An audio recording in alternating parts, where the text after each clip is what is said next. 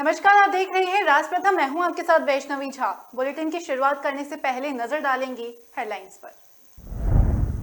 G20 में Ukraine युद्ध पर पीएम मोदी ने फिर दिया बड़ा बयान। संयुक्त राष्ट्र पर सीधा हमला, आक्रामकता देख दुनिया हैरान। श्रद्धा मर्डर केस में आरोपी अवतार ने कबूला गुनाह। महरौली के जंगल में फेंके थे बॉडी पार्ट्स, हथियार की भी तलाशी। गुजरात में एआईएमआईएम के स्थानीय नेताओं को सता रहा हारने का डर। सभी मुस्लिम बहुल सीटों पर चुनाव न लड़ने का किया आग्रह। एनसीपी नेता जितेंद्र अवहन पर लटकी गिरफ्तारी की तलवार। महिला ने छेड़छाड़ का लगाया आरोप। थाने में कोर्ट में सुनवाई। और मैनपुरी, रामपुर और खतौली उपचुनाव के लिए बीजेपी ने उम्मीदवारों का किया ऐलान। अब खबरें जानेंगे विस्तार से। इंडोनेशिया के बाली में चल रहे G20 सम्मेलन में रूस यूक्रेन युद्ध को लेकर पीएम मोदी ने फिर बड़ा बयान दिया। जैसा कि पहले से ही पूरे विश्व में निगाहें भारत के प्रधानमंत्री पर टिकी थी और सबको उम्मीद थी कि प्रधानमंत्री कुछ न कुछ बड़ा बयान जरूर देंगे। पीएम मोदी ने अपने उसी अंदाज में यूक्रेन युद्ध को लेकर कहा कि मैंने बार बार कहा है कि हमें यूक्रेन में युद्ध विराम और कूटनीति के रास्ते पर लौटने का रास्ता खोजना होगा। पिछली सदी में द्वितीय विश्व युद्ध ने दुनिया भर में कहर बरपाया था और उसके बाद उस समय के नेताओं ने शांति का रास्ता अपनाने का प्रयास किया। अब बारी हमारी है। बेहद आक्रामक अंदाज में दिख रहे पीएम मोदी ने यही नहीं रुके। उन्होंने जलवायु परिवर्तन से लेकर कोविड महामारी और यूक्रेन समस्या के चलते विश्व भर में बर्बाद हुई आपूर्ति श्रृंखलाओं और खाद्य ऊर्जा संकट को लेकर संयुक्त राष्ट्र को भी सीधे निशाने पर लिया। प्रधानमंत्री ने अपने भाषण की शुरुआत विश्व नेताओं को नमस्कार के संबोधन के साथ की। उन्होंने कहा कि मैं एक चुनौतीपूर्ण वैश्विक वातावरण में G20 को प्रभावी नेतृत्व देने के लिए इंडोनेशिया के राष्ट्रपति जोको विडोडो को दिल से बधाई देता हूं। प्रधानमंत्री नरेंद्र मोदी ने कहा कि जलवायु परिवर्तन, कोविड महामारी, यूक्रेन में विकास और इससे जुड़ी वैश्विक समस्याओं ने मिलकर दुनिया में तबाही मचा रखी है। वैश्विक आपूर्ति श्रृंखला बर्बाद हो गई है। पूरी दुनिया में जरूरी सामान का संकट है। हर देश के गरीब नागरिकों के लिए चुनौती अधिक गंभीर है। उनके लिए रोजमर्रा की जिंदगी पहले से ही संघर्ष भरी थी और उनके पास दोहरी मार से निपटने के लिए वित्तीय क्षमता नहीं है। दोहरी मार के कारण उनके पास इसे संभालने के लिए वित्तीय क्षमता की कमी है। तो ये सारी बयान, जो जितने भी बयान उन्होंने दिए, ये सारी G20 के दौरान दिए। उन्होंने सभी विश्व नेताओं को संबोधित करके ये सारे बयान जो है उनके द्वारा दिया गया। दिल्ली के हत्याकांड में आरोपी आफ्ताब ने पुलिस के सामने अपना गुनाह कबूल कर लिया है। उसने ही श्रद्धा की हत्या की थी। आफ्ताब को दिल्ली पुलिस की एक टीम महरौली के जंगल ले जा रही है, वहीं जहां पर उसने श्रद्धा की बॉडी के टुकड़े फेंके थे। पुलिस आफ्ताब की निशानदेही पर श्रद्धा के बॉडी पार्ट्स की तलाश करेगी और दिल्ली पुलिस के मुताबिक श्रद्धा का मोबाइल फोन आफ्ताब ने फेंका था और पुलिस श्रद्धा के मोबाइल की आखिरी लोकेशन निकाल रही है ताकि उसका मोबाइल बरामद किया जा सके। वहीं पुलिस श्रद्धा के शरीर को टुकड़ों में काटने के लिए इस्तेमाल किए गए हथियार की भी तलाशी कर रही है। और पुलिस को मिली जानकारी के अनुसार श्रद्धा के मर्डर के बाद अवतार श्रद्धा के इंस्टाग्राम अकाउंट से उसके दोस्तों से बातचीत करता था। जून तक उसने श्रद्धा का इंस्टाग्राम भी यूज किया, ये दिखाने के लिए कि श्रद्धा जिंदा है।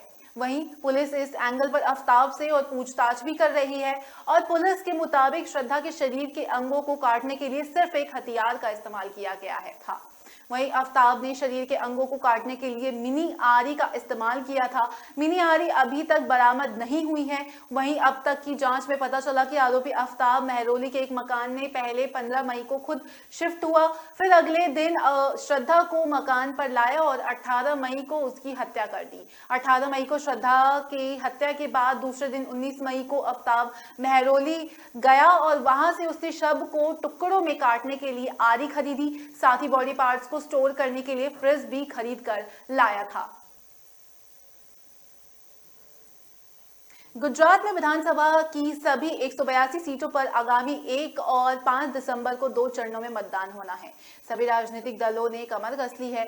वहीं ऑल इंडिया मजलिस ए इत्तेहादुल मजलिस पार्टी के मुस्लिम बहुल इलाकों में पार्टी की कमजोरी का डर सता रहा है। दरअसल एआईएमआईएम के नेताओं ने पार्टी के राज्य और राष्ट्रीय नेतृत्व से राज्य की सभी मुस्लिम बहुल सीटों पर चुनाव नहीं लड़ने का आग्रह किया है। पार्टी के नेताओं का मानना है कि एआईएमआईएम कुछ निर्वाचन क्षेत्रों में कमजोर है। यदि पार्टी उन्हीं सीटों पर अपना उम्मीदवार उतारती है तो पार्टी के हारने की संभावनाएं बढ़ जाएंगी, जिससे अन्य दलों को उसका फायदा मिलेगा। इसलिए पार्टी हित में एआईएमआईएम को सीमित सीटों पर ध्यान देना चाहिए। और वहीं एआईएमआईएम के नेता और गोधरा नगर पालिका के पार्षद फैजल सुजैल ने पार्टी के राज्य प्रमुख को पत्र लिखा, जिसमें उन्होंने अनुरोध किया कि गोधरा नगर से पार्टी के उम्मीदवारों को चुनावी मैदान में ना उतारा जाए। पार्षद ने आगे कहा कि गोधरा नगर में पार्टी के सदस्यों का मानना है कि जीतने के नगर में जीतने के मौके कम हैं और एक उम्मीदवार को मैदान में उतारने से राजनीतिक विरोधियों को मदद मिल सकती है। उन्होंने आगे कहा कि पार्टी को 2027 के चुनावों की ओर गौर करना चाहिए। उन चुनाव के लिए पार्टी को और अधिक मजबूती की ओर ध्यान देना चाहिए। यदि इस आग्रह की ओर ध्यान नहीं दिया गया तो गोधरा में पार्टी को विभाजित होने का डर है। एनसीपी नेता जितेंद्र आव्हाड पर गिरफ्तारी की तलवार लटकी हुई है। इससे बचने के लिए आव्हाड ने कोर्ट का दरवाजा खटखटाया, जिस पर आज कोर्ट में सुनवाई होनी है।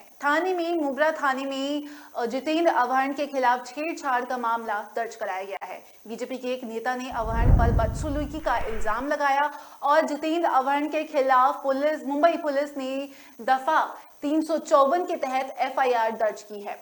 जिस महिला का आरोप है कि ठाणे में बने फ्लाईओवर के उद्घाटन के वक्त जितेंद्र ने उसके साथ अभद्रता की और इस घटना का वीडियो भी महिला ने पुलिस को दिया, जिसके आधार पर पुलिस ने जितेंद्र आव्हाड के खिलाफ केस दर्ज कर लिया है और पुलिस ने जितेंद्र आव्हाड पर दर्ज मामले की जांच तेज कर दी है। इधर गिरफ्तारी से बचने के लिए जितेंद्र आव्हाड ने ठाणे की सेशंस कोर्ट में अग्रिम जमानत की याचिका दाखिल की है, जिस पर आज सुनवाई होनी थी। वहीं आव्हाड महाराष्ट्र के ठाणे पुलिस की मोबरा कालवा सीट से विधायक है। वही आरोप से इनकार करते हुए जितेंद्र आव्हाड ने अपना इस्तीफा महाराष्ट्र विधानसभा अध्यक्ष को भेज दिया है और उन्होंने कहा है कि वह इसलिए इस्तीफा दे रहे हैं क्योंकि उनके खिलाफ 3 दिनों में 2 झूठे मामले दर्ज किए गए हैं। पीड़ित महिला के मुताबिक 13 नवंबर को मोबरा में ट्रैफिक की समस्या के समाधान के लिए लंबे समय से ब्रिज का काम चल रहा था और निर्माण का काम पूरा होने के बाद उद्घाटन होना था। इस कार्यक्रम में शिरकत करने मुख्यमंत्री एकनाथ शिंदे आए थे और उद्घाटन के दौरान विधायक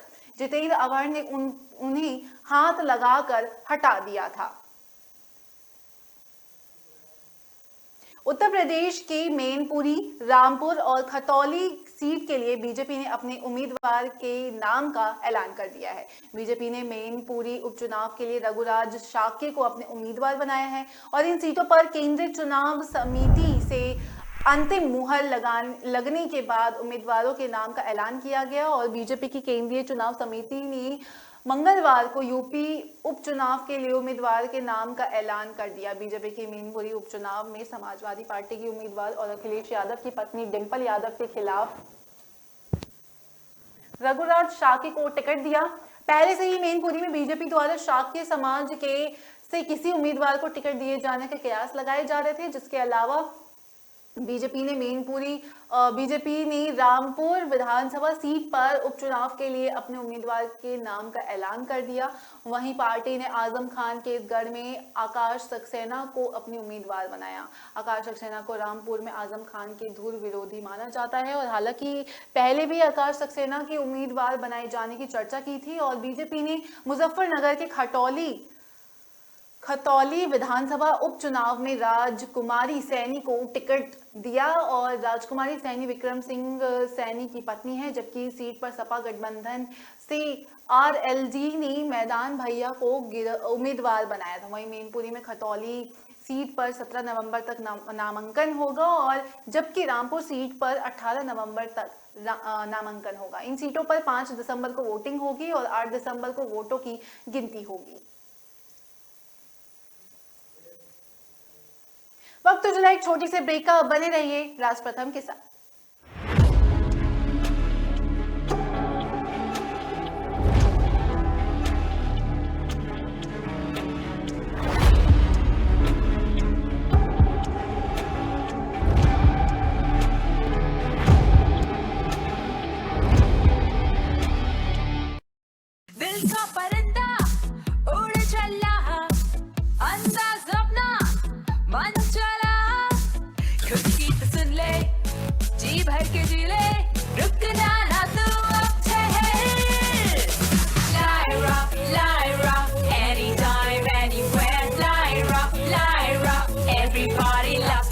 Lyra, anytime, anywhere.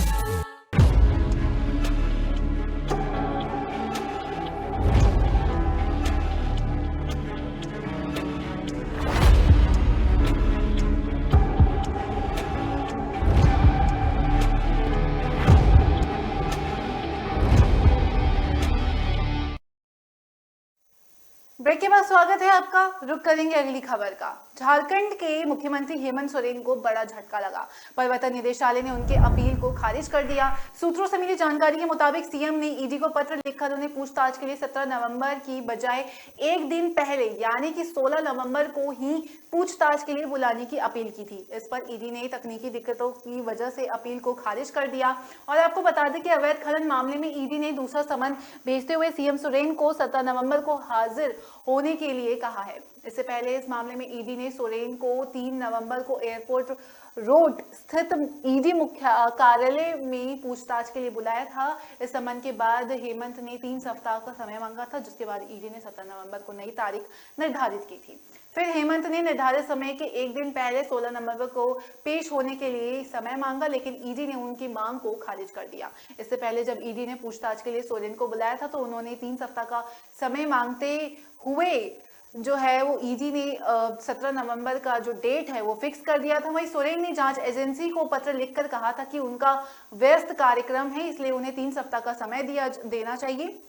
और ईडी ने भी झारखंड के पुलिस आयुक्त को पत्र लिखकर पूछताछ से पहले सुरक्षा के समुचित इंतजाम करने के लिए कहा था। ईडी ने हाल ही में रांची के स्पेशल कोर्ट में सोरेन के करीबी पंकज मिश्रा और बच्चू यादव को और प्रेम प्रकाश के खिलाफ अभियोजन शिकायत दायर की थी, जिन्हें झारखंड के सीएम का करीबी भी कहा जाता है। चार्जशीट पर कोर्ट पहले ही संज्ञान ले चुका था। बीजेपी की वरिष्ठ नेता और केंद्रीय गृह मंत्री अमित शाह ने कहा कि अगर पार्टी गुजरात में अगले महीने होने वाले विधानसभा चुनाव 2022 में बहुमत हासिल करती है तो भूपेंद्र पटेल राज्य के मुख्यमंत्री बने रहेंगे। शाह के बयान से ये स्पष्ट हो गया कि पटेल बीजेपी की मुख्यमंत्री पद के उम्मीदवार है और पार्टी की नजर प्रधानमंत्री नरेंद्र मोदी और शाह के गृह राज्य में लगातार 7वीं बार सत्ता हासिल करने पर है। शाह ने कहा कि अगर गुजरात में बीजेपी को बहुमत मिलता है तो भूपेंद्र पटेल ही अगले मुख्यमंत्री होंगे। भूपेंद्र पटेल ने सितंबर 2021 में विजय रूपाणी की जगह मुख्यमंत्री का पद संभाला था और ये बीजेपी नेतृत्व का एक ऐसा कदम था जिसने कई लोगों को चौंका दिया था। पटेल घाटोलाडिया निर्वाचन क्षेत्र से पहली बार विधायक बने, उन्हें इस सीट से फिर से उम्मीदवार बनाया गया। तो वहीं गुजरात में कई विधायकों के टिकट काटे जाने को लेकर उन्होंने कहा कि हर बार 30% के आसपास चेहरे बदलते हैं, कभी एक चेहरा हमेशा नहीं रहा। गृह मंत्री अमित शाह ने कहा कि हम रिकॉर्ड तोड़ने की राजनीति नहीं करते, हम गुजरात की जनता की उम्मीदवारों पर हमेशा खरा उतरे हैं। गुजरात ने कभी किसी तीसरी पार्टी के कंसेप्ट को स्वीकार नहीं किया। उन्होंने कहा कि गुजरात चुनाव हम प्रचंड बहुमत से जीतेंगे और बीजेपी की सरकार बनेगी। इससे पहले अरविंद केजरीवाल के नेतृत्व वाली आम आदमी पार्टी ने सार्वजनिक सर्वेक्षण करने के बाद पार्टी नेता इसुदान गढ़वी को मुख्यमंत्री पद का उम्मीदवार घोषित किया था। वहीं कांग्रेस ने चुनाव के लिए मुख्यमंत्री पद के उम्मीदवार की घोषणा नहीं करने का फैसला किया है। गुजरात के कुल 182 सीटों के लिए 2 चरणों में 1 और 5 दिसंबर को मतदान होगा और मतगणना 8 दिसंबर को होगी। दिल्ली एनसीआर में पिछले कुछ दिनों से वायु गुणवत्ता में सुधार देखने को मिल रहा है। वहीं इसके मद्देनजर रखते हुए वायु गुणवत्ता प्रबंध आयोग यानी कि CAQM ने समीक्षा बैठक की थी, जिसके बाद ग्रेडेड रिस्पांस एक्शन प्लान के तीसरे फेज की पाबंदी को तत्काल प्रभाव से हटाने का आदेश दिया। आपको बता दें कि दिल्ली एनसीआर में ग्रेड 4 पहले ही हटाए जा चुके हैं। ऐसे में यहां ग्रेड 1 और ग्रेड 2 के तहत नियम लागू रहेंगे। पूरे एनसीआर में सभी संबंधित एजेंसियों वायु गुणवत्ता पर नजर रखेगी और निगरानी समीक्षा भी करेंगी, ताकि ये सुनिश्चित किया जा सके कि AQI का स्तर आगे गंभीर श्रेणी में ना जाए। वहीं आयोग ने बताया कि दिल्ली में वायु गुणवत्ता सूचकांक यानी कि AQI सोमवार को शाम 4 बजे 239 दर्ज किया गया था, जो ग्रेड 3 लागू करने की सीमा से लगभग 100 अंक नीचे था। आपको बता दें कि CAQM ने 29 अक्टूबर को ग्रेड 3 फेज को लागू किया था, जिसके बाद दिल्ली एनसीआर में निर्माण और ध्वस्तीकरण के कार्यों पर पाबंदी लगाई थी। अब नए आदेश के बाद ये पाबंदियां हटा दी गई हैं। ऐसे में अब एनसीआर में निर्माण और ध्वस्तीकरण के कार्य फिर से शुरू किए जा सकते हैं। हालांकि संबंधित एजेंसियों और लोगों को धूल नियंत्रण के नियमों को कड़ाई से पालन करना होगा। CAQM का कहना है कि प्रदूषण स्तर में सुधार होने के बाद तीसरे फेज के पाबंदी को हटाने का फैसला लिया गया था। हालांकि ग्रेड 1 और ग्रेड 2 से जुड़ी पाबंदियां जारी रहेंगी और आयोग ने कहा कि पूर्व अनुमान के मुताबिक अगले कुछ दिनों में दिल्ली एनसीआर की समग्र वायु गुणवत्ता में कोई भारी गिरावट का संकेत नहीं मिलने के कारण AQI के खराब श्रेणी में रहने की संभावना है। वहीं दिल्ली सरकार ने वायु गुणवत्ता में सुधार को देखते हुए राजधानी में BS3 पेट्रोल और BS4 डीजल वाहनों के संचालन पर पाबंदी नहीं बढ़ाने का फैसला लिया है। मध्य प्रदेश के पूर्व मुख्यमंत्री और राज्यसभा सांसद दिग्विजय सिंह ने पूर्व राष्ट्रपति कोविंद पर निशाना साधा है। उन्होंने कहा कि रामनाथ कोविंद ने 5 साल राष्ट्रपति रहते हुए भी दलितों के लिए काम नहीं किया। उन्होंने बताया कि अब दलित और आदिवासियों के मुद्दे को लेकर राष्ट्रपति मुर्मू से मुलाकात करने के लिए कांग्रेस का जो है वो प्रतिनिधि दल अब जाएगा। तो साफ तौर पर दिग्विजय सिंह की तरफ से जो है पूर्व राष्ट्रपति कोविंद पर निशाना साधा गया। उन्होंने कहा कि 5 साल में उन्होंने 5 साल कार्यकाल के दौरान भी दलितों के लिए कुछ भी काम नहीं किया। यूपी के मैनपुरी लोकसभा सीट पर होने वाले उपचुनाव के लिए भाजपा ने सपा नेता अखिलेश यादव की पत्नी डिंपल यादव के खिलाफ रघुराज सिंह शाके को उम्मीदवार बनाया। मैनपुरी सीट सपा के पूर्व अध्यक्ष और यूपी के CM रहे मुलायम सिंह यादव के निधन के बाद खाली हुई। पहले ऐसा माना जा रहा था कि मुलायम सिंह के सम्मान में भाजपा इस सीट से अपना कोई उम्मीदवार नहीं उतारेगी, मगर आखिरी वक्त में भाजपा ने रघुराज सिंह शाके को उम्मीदवार बनाया और यूपी के अलावा राजस्थान, बिहार और छत्तीसगढ़ की कई विधानसभा सीटों पर होने वाले उपचुनाव के लिए भाजपा ने अपने प्रत्याशियों के नाम तय कर दिए हैं। वहीं राजस्थान के सरदार शहर विधानसभा सीट से भाजपा ने अशोक कुमार पिंचा, बिहार कुरहानी विधानसभा सीट से केदार प्रसाद गुप्ता, छत्तीसगढ़ भानु प्रतापपुर विधानसभा सीट से ब्रह्मानंद नेताम को प्रत्याशी बनाया। वहीं यूपी के खतौली विधानसभा सीट से राजकुमारी सैनी और रामपुर से आकाश सक्सेना को प्रत्याशी बनाया। यूपी के रामपुर विधानसभा सीट हाल ही में सपा के नेता आजम खान को भड़काऊ भाषण मामले में कोर्ट द्वारा सजा सुनाए जाने के बाद उनकी विधानसभा सदस्यता जो है वो रद्द किए जाने के चलते खाली हो गई है। फिलहाल वक्त हो चला एक छोटे से ब्रेक का। ब्रेक के बाद जल्द हाजिर होंगे।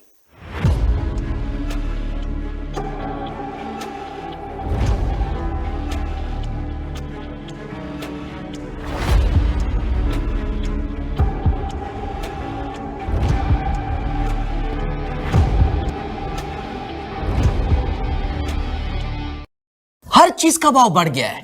दूध 5 रुपए से, सेब 30 रुपए से, पेट्रोल का भाव तो बीपी बढ़ा देता है। इस टॉमी का भी भाव बहुत बढ़ गया है। चिल माचा, शुक्र है रैपिडो ऑटो के भाव तो नहीं बढ़े। ऑटोज में सबसे किफायती और आपके घर तक भी best price assured. Forget meter, enjoy every kilometre.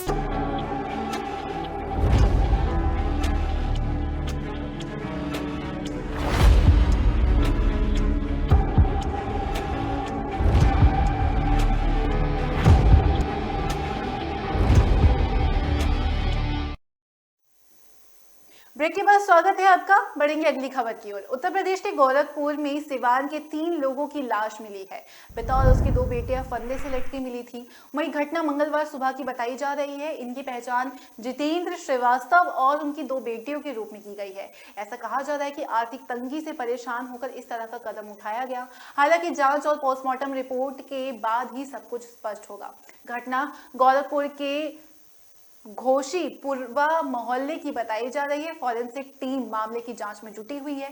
ये सभी सिवान के गुठनी थाना क्षेत्र के रहने वाले थे। बताया जा रहा है कि गोरखपुर के घोषी पूर्वा इलाके में सिवान की गुठनी निवासी ओम प्रकाश श्रीवास्तव मकान बनवाकर 15 साल पहले परिवार के साथ रहते थे। उनकी दोनों बेटों के बीच बंटवारा हो चुका है। वो अपने बड़े बेटे जितेंद्र श्रीवास्तव के साथ रहते थे।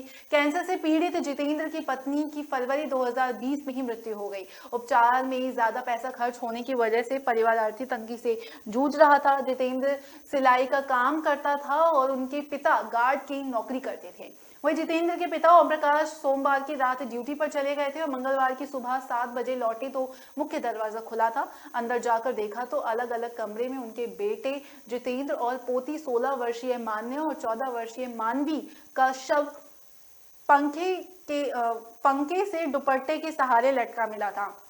वो चीखते हुए बाहर निकले और घटना जानकारी पड़ोसियों के साथ शाहपुरा थाने की पुलिस को दी और पुलिस ने शव को पोस्टमार्टम के लिए फिलहाल भेज दिया है और जांच भी शुरू कर दी है। मध्य प्रदेश के मंदसौर में एक युवक की पत्नी को एक व्यक्ति परेशान कर रहा था, जिसके बाद युवक ने परेशान करने वाले युवक को सबक सिखाने के लिए पिस्टल खरीदने का प्लान बनाया था। युवक जब पिस्टल खरीदने के लिए पहुंचा तो वो खुद ब्लैकमेलिंग का शिकार हो गया। इस मामले में वाईडी नगर थाना पुलिस ने 3 लोगों को गिरफ्तार किया है और एक आरोपी फरार चल रहा है। पुलिस ने बताया कि फरार आरोपी की तलाश की जा रही है। वाईडी नगर थाना प्रभारी जितेंद्र पाठक ने बताया कि मंदसौर कृषि उपज मंडी के सामने हथियार की खरीद फरोख्त की सूचना मिली थी, जिसके बाद पुलिस ने मौके पर पहुंचकर 3 लोगों को गिरफ्तार किया। आरोपियों ने नगर सेना का जवान विजेश मालवी भी शामिल है, जिसके अलावा आलोट के रहने वाले देवेंद्र चौधरी और बोइन खान को पकड़ा गया और हथियार की खरीद फरोख्त के मामले में अभी रियाज निवासी पिपलिया मंडी फरार है। इस पूरे मामले में नगर सेना के जवान और अन्य आरोपियों पर ब्लैकमेलिंग और अवैध वसूली की भी शिकायत दर्ज की गई है। आरोपियों को पुलिस रिमांड पर लिया गया है, जिसमें उन्होंने चौंकाने वाला खुलासा किया। आरोपी देवेंद्र चौधरी ने बताया कि एक युवक उसकी पत्नी से फोन पर जबरन बातचीत करता है और इसी बात को लेकर उक्त युवक का देवेंद्र चौधरी से झगड़ा चल रहा था। वह मौके मिलने पर देवेंद्र चौधरी युवक को गोली मारना चाहता था, इसलिए देवेंद्र चौधरी पिस्टल खरीदने के लिए मंदसौर आया था। वाईडी नगर थाना पुलिस ने बताया कि आरोपी विजय ने मोइन के साथ मिलकर देवेंद्र चौधरी को ब्लैकमेल करने का षड्यंत्र रचा था। इसी के तहत मोइन देवेंद्र को लेकर मंदसौर आया था। यहाँ पर रियाज से जैसे ही उन्होंने पिस्टल का सौदा किया, वैसे ही विजेश आ गया और अवैध हथियार के रूप में फंसाने के मामले में विजेश ने देवेंद्र से 25,000 मांगे। ये राशि देवेंद्र ने उन्हें अपने रिश्तेदार के खाते में ऑनलाइन ट्रांसफर भी करवा लिया। इसी बीच पुलिस पहुंच गई और तीनों को पकड़ लिया। इस मामले में पिस्टल मुहैया कराने वाले पिपलिया मंडी का रियाज अभी फिलहाल जो है वो फरार चल रहा है। केंद्र सरकार ने पंजाब सरकार के लोगों को उपलब्ध कराई जा रही स्वास्थ्य सेवाओं की सराहना की है। मुख्यमंत्री भगवंत मान की सरकार ने लोगों को मानक स्वास्थ्य सुविधाएं उपलब्ध कराने की दिशा में कई पहल भी की है और केंद्र सरकार अलग अलग तरीके से राज्यों में राष्ट्रीय स्वास्थ्य मिशन की प्रगति की निगरानी करती है। केंद्र सरकार ने पंजाब में गर्भवती महिलाओं को दी जा रही सुविधाओं के लिए उसकी सराहना की। स्वास्थ्य और परिवार कल्याण मंत्रालय के उपनिदेशक डॉक्टर ए रघु के नेतृत्व एक 16 सदस्यीय टीम ने 4 से 11 नवंबर तक राज्य का दौरा किया था और इस टीम ने फिरोजपुर और रूपनगर जिले का दौरा किया था। पंजाब सरकार की ओर से की जा रही पहलों पर इस टीम ने पूरी संतुष्टि जताई थी और टीम ने कहा था कि राज्य में अधिक से अधिक संस्थागत प्रसव हो रहे हैं और टीम ने पाया था कि राज्य में गर्भवती महिलाओं की स्वास्थ्य सुविधाओं में मानक खुराक मुहैया कराई जा रही है। दौरे में ये भी पता चला था कि ज्यादातर महिलाओं को डीबीटी के द्वारा GSY की अदायगी भी की गई है और केंद्र सरकार ने इस टीम में पाया कि ज्यादातर स्वास्थ्य संस्थाओं में परिवार नियोजन की सुविधाएं भी उपलब्ध है।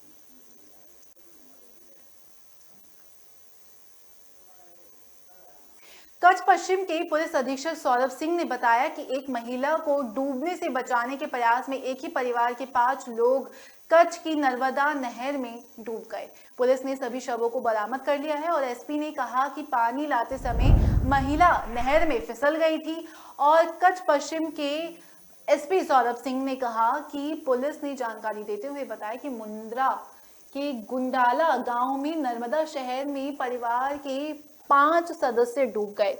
पुलिस ने सभी शव को बरामद कर लिया है और यह घटना तब हुई जब परिवार के सदस्य पानी लाते समय नहर में फिसल गए। एक महिला को बचाने के लिए नहर में कूद गए और एक पुलिस अधिकारी ने कहा कि गुजरात के कच्छ जिले में नर्मदा नहर में सोमवार को 2 विवाहित जोड़े और एक किशोरी सहित 5 लोग डूब गए। उन्होंने बताया कि घटना परागपुर थाना क्षेत्र के गुंडला गांव के पास शाम 7 बजे ये घटना जो है वो घटी है और परागपुर पुलिस थाने अधिकारी ने कहा कि 2 महिला 15 वर्षीय लड़की और 2 पुरुषों के शव जो है वो निकाले गए हैं।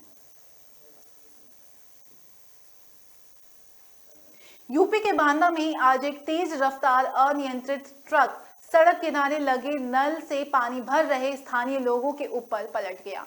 ट्रक के नीचे दबने से 3 वर्षीय मासूम बच्ची की मौके पर ही मौत हो गई और जबकि आधा दर्जन लोग जो है वो गंभीर रूप से घायल हो गए। हादसे की सूचना पाकर मौके पर पहुंची पुलिस ने ग्रामीणों के सहयोग से ट्रक के नीचे दबे घायलों को सामुदायिक स्वास्थ्य केंद्र में भर्ती कराया, जहां प्राथमिक उपचार के बाद उन्हें जिला अस्पताल के लिए रेफर कर दिया गया। पूरा मामला मरका थाना क्षेत्र के औगासी गांव का है। सोमवार को कुछ लोग जो है वो गांव के बाहर सड़क के किनारे लगे हैंडपंप से पानी भर रहे थे।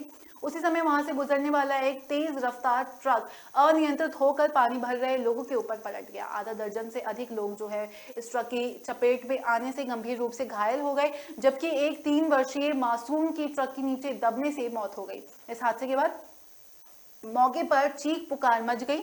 वहां मौजूद लोगों ने तुरंत मामले की सूचना जो है वो पुलिस को दी और मौके पर पहुंची पुलिस ने स्थानीय लोगों की मदद से रेस्क्यू कर सामुदायिक स्वास्थ्य केंद्र बेबड़ू में भर्ती कराया, जहां प्राथमिक उपचार के बाद सभी घायलों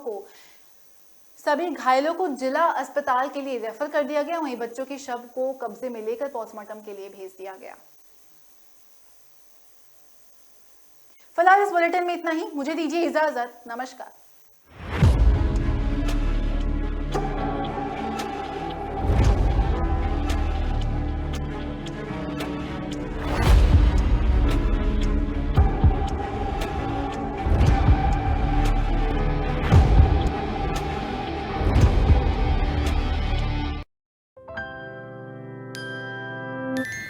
दीदी अब ऐसे ऑटो लेने कहाँ तक